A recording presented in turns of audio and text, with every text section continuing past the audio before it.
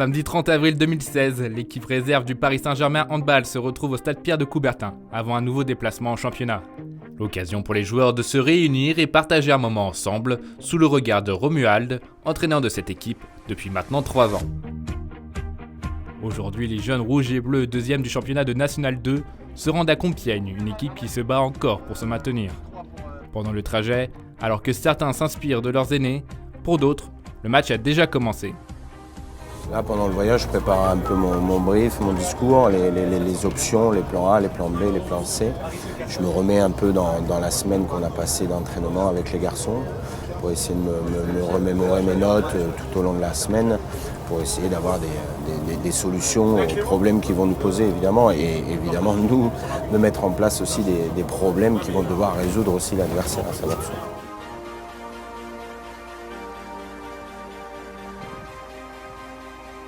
Romuald peut compter sur l'aide de son staff.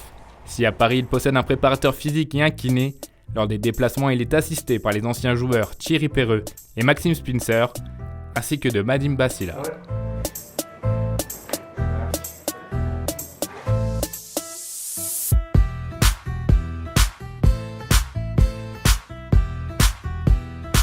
Une fois que tout le monde est prêt, Romuald reprend la parole. Bon, je vous l'ai dit hier, mais je vous le redis, ça sent le piège à plein nez. Mais à plein nez. Alors, ils vous attendent parce que c'est le PSG, je vous l'avais dit. Hein. Si on ne se prend pas pour n'importe qui, on peut le gérer, le piège. Mais si on se croit pour d'autres, on va tomber dedans. Donc, moi, ce que je vous demande déjà, la première chose, c'est d'être dans votre bulle collective. Être capable de jouer sur un rythme moyen et de lire. Et le demi-centre, être capable de voir ce numéro 2. On est venu ici pour gagner ce match et pas autre chose.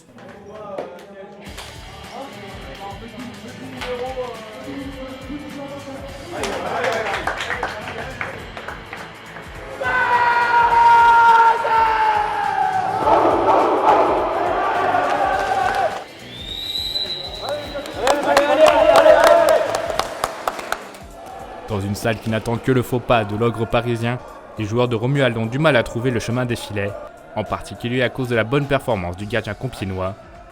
Une petite remise au point plus tard et ça repart. Tu montes et tu vas chercher un tir bien arraché. Regarde, il lève une jambe. Non, voilà. Petit à petit, Kevin Durosier et ses coéquipiers commencent à prendre la mesure de leur adversaire et l'écart se creuse.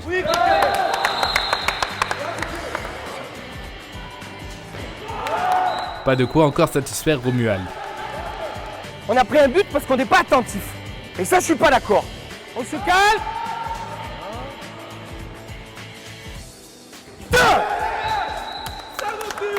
À la pause, c'est Paris qui mène.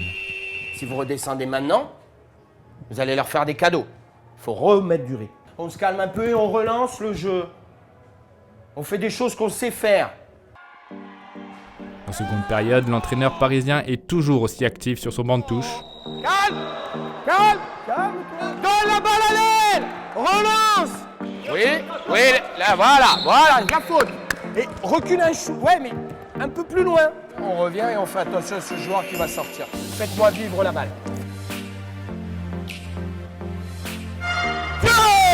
Parfait. C'est exactement ça.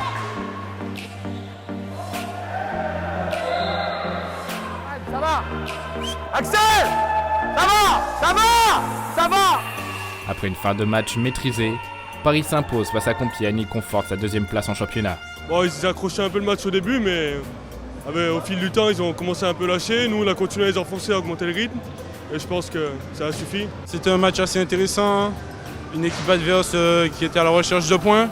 Donc on a dû entamer le match assez physiquement. Heureusement, ça nous a réussi. De son côté, Romuald peut enfin souffler. Je vis ma passion, mon métier à 1000%.